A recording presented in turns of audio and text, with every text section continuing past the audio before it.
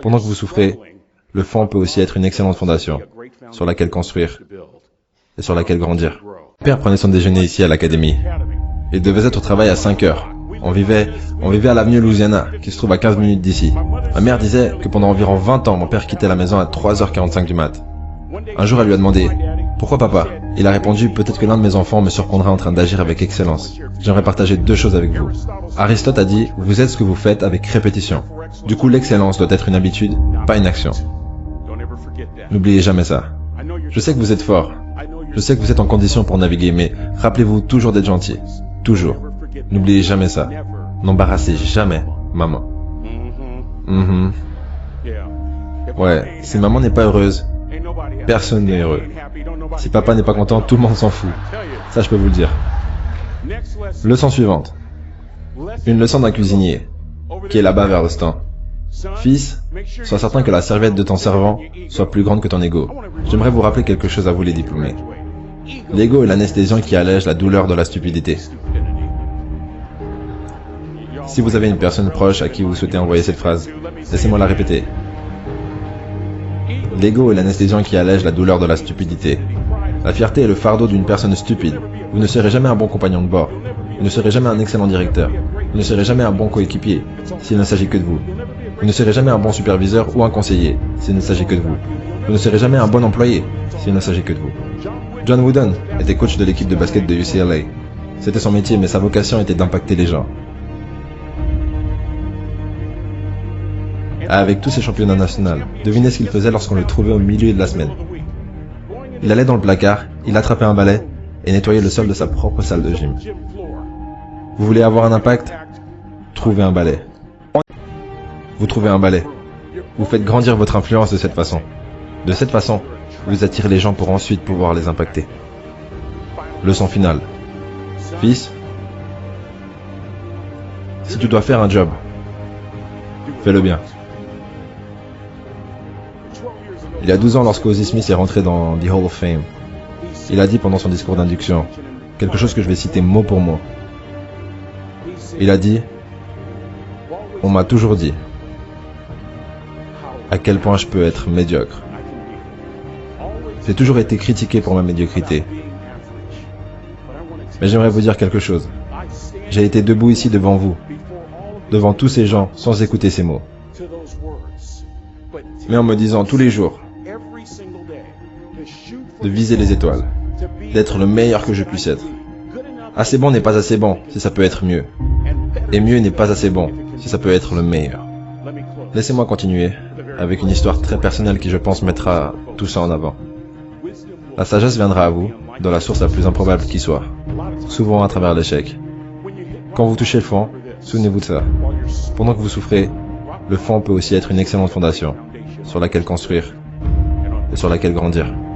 Je ne suis pas inquiet que vous ayez du succès. Je suis inquiet que vous n'échouiez pas, de temps en temps. La personne qui sait se relever, qui continue à grandir, c'est la personne qui continuera à faire grandir son influence. Dans les années 70, ils m'ont aidé à passer ce cap. Laissez-moi vous présenter quelqu'un. J'ai rencontré la femme la plus belle que j'avais jamais rencontrée. Cette femme était la plus belle femme que j'avais jamais vue de ma vie. Il y avait juste un petit problème. À cette époque, les femmes n'aimaient pas les énormes... Disons qu'elles n'étaient pas aveugles, quoi.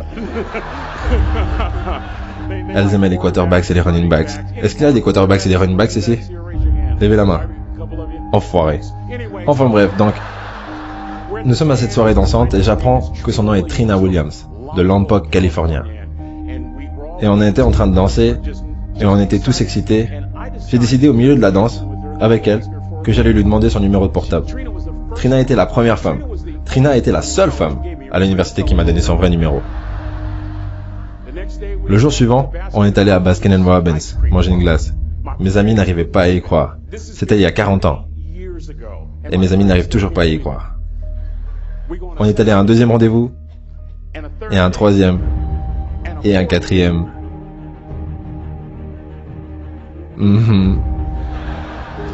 On a conduit de Chico à Vallejo pour qu'elle puisse rencontrer mes parents. Mon père l'a rencontrée, mon papa, mon héros. Il la rencontre, il me tire sur le côté et me demande est-ce que c'est une psycho, mais peu importe. On est ensemble pendant une année, 2 ans, 3 ans, 4 ans. À ce moment-là, Trina est une senior à l'université.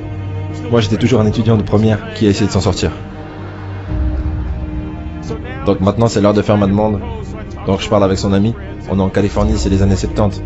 Donc ça doit être dehors. Il faut qu'il y ait une bougie. Vous devez aussi avoir du chocolat. Écoutez, moi je viens du ghetto. Tout ce que j'avais, c'était une bouteille de vin de ferme. C'est ce que j'avais. Elle a dit oui.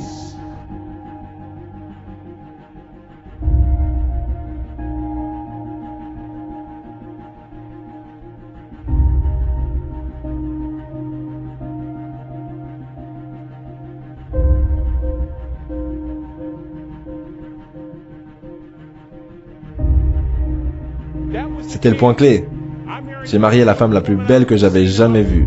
Est-ce que vous êtes déjà allé à un mariage et avant même que le mariage commence, vous entendez ça? Mais comment c'est possible? Et le pire, c'est que ça venait du côté où il y avait ma famille.